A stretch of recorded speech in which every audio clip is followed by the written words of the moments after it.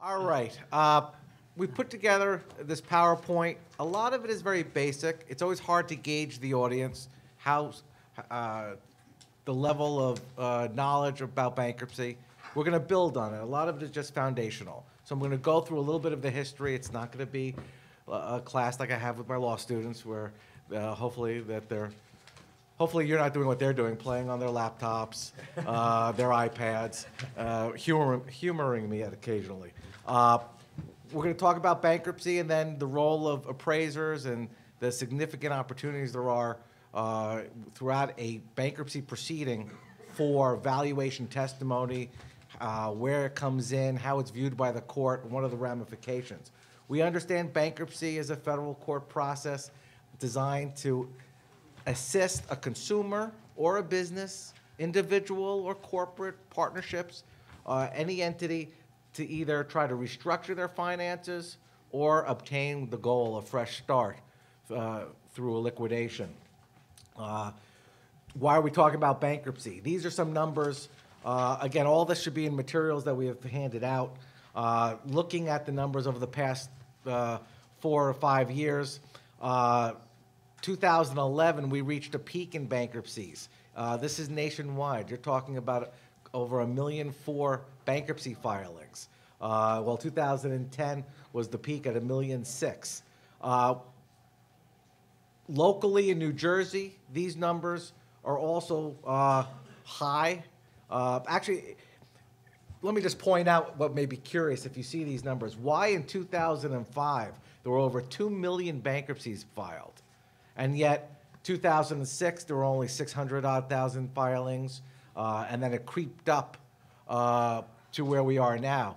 The reason Congress, in their infinite wisdom, decided to change the bankruptcy laws in 2005, October of 2005. And it was advertised by bankruptcy attorneys throughout the country. There won't be any bankruptcy relief available. Once Congress changes the laws, get in now. Make sure you can discharge your debts. Get out from under all your obligations. And these were on TV, these were on radio, commercials, they were in newspapers. And what happened was they really pushed everybody who had any conceivable thought about filing a bankruptcy, did it the first 2 weeks of October, right before the deadline. And so the numbers in 2005 were so skewed, over 2 million. Then, well, there was nobody left to file come 2006. So the numbers dropped dramatically. And then, because Congress's amendments didn't seem to work as they had planned, they had changed the law in 2005 with the intent of forcing people into Chapter 13s, and I'll discuss that in a few minutes.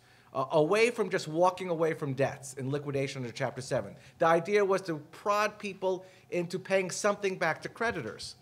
And they thought they would reduce the number of bankruptcies that way. Didn't work. Bankruptcy numbers, because of the economy and what we'll talk about, did slowly creep up. We, in New Jersey, last year. And Judge, just for a second, the shift didn't work either. The focus from Chapter 7 to Chapter 13 didn't really occur either. No, correct? no. In fact, there were ever more Chapter 7 filings, people just walking away than they had before. And the reason that may be partly because of the economy. When we saw home values drop so dramatically, one of the purposes of Chapter 13 is to try to save the house. There was no need to try to save the house. There was no equity in the house. So why go through a repayment plan over a 3 to 5 year period to try to save a house that had no equity? So the numbers, there were still quite a few Chapter 7s, more than expected. Now in New Jersey here, this was last year's numbers, about 37,000. You still see by far the bulk are Chapter 7 filings. There aren't many Chapter 11s, but Chapter 11s will usually involve large, substantial corporate matters. Chapter 13's a little slower in number, but again, not nearly what they are in Chapter 7. For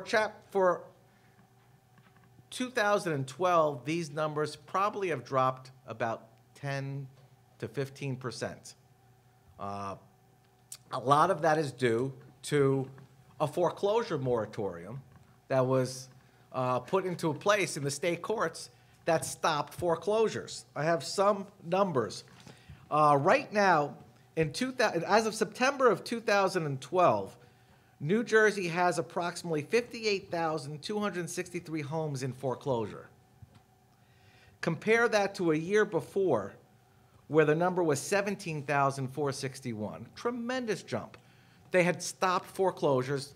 The lending firms weren't prosecuting the foreclosures. Well, now the spigot's been opened. So with foreclosures come bankruptcy filings designed to try to hold off the foreclosures. Unfortunately, in New Jersey, we also have the longest time period, the second longest in the country as far as the foreclosure process. It takes 964 days on average to prosecute a foreclosure. So just 2.5 to 3 years of somebody not paying anything while the foreclosure is pending. So these bankruptcies, nobody files bankruptcies when the foreclosure papers are served. No, they wait. They wait until the sheriff's sale, 964 days later. So all these foreclosures that are just starting now or are in the pipeline, you're going to see a flow substantially come out where there's going to be filings and the uptick. Yeah, and just to jump on that, obviously from a practitioner's standpoint, when somebody comes in and their house is upside down as to value or whatnot, there is absolutely no incentive or reason to exercise this process, a chapter bankruptcy process, because if you can live in your house for 3 years without paying any mortgage or any rent or anything, it's just an incredible process. The other thing that is noteworthy is there are strict rules, like even on deficiencies. If they do not, if they end up losing money on the eventual foreclosure sale, in New Jersey, most of these institutions aren't even chasing those monies. So again, the process whereby the bankruptcy filings come into play is becoming more remote on a lot of different levels. Now, a scary statistic, you heard for 2 hours scary statistics. I'll throw out one that's closer to home in New Jersey. 8.4% of all mortgages are in foreclosure. That's a big number. So it leads us, that's why we're talking about bankruptcy, because in the end, the relief that's available in order to keep homeowners in their homes, it's going to take you through the bankruptcy court. It also applies in the commercial settings. And the biggest single thing that we'll call it the Bush amendments don't start that. Don't start. Was that, keep in mind, in the old days when the judge practiced and we practiced, you used to in a Chapter 11 be able to modify mortgages on a residence. Meaning, if the interest rates were high, as we all know, the interest rates are at all-time low, you could modify them. You could do things like automatically strip off some of the upside down. Well, we're going to talk about that. Right, okay, so that all ended, and that's part of the problem. While these bankruptcy changes that occurred in 05 and 06 have made it more difficult to file, even though they haven't fixed the housing crisis. In the end, what it did is they made it more expensive to file. Exactly. You know, The 8.4, is that residential and commercial? that's residential, just residential. And Richard, I don't know if you're seeing it in your practice, but we're not seeing it in ours, a whole lot of lender workouts on a mass scale. Right. The process by which you try to go through that bureaucracy with the big institutions to get these modifications consensually is ridiculous. You're better off to stay there for 3 years and not pay, and that's sad. Yeah, if you have a mom and pop mortgage, the chances, at least in our practice, of getting a workout is slim to none. If you have a very large mortgage or a commercial mortgage, maybe you're in another Yes. department and your chances go up. But if you are a bread and butter mortgage, very difficult to get a restructuring done.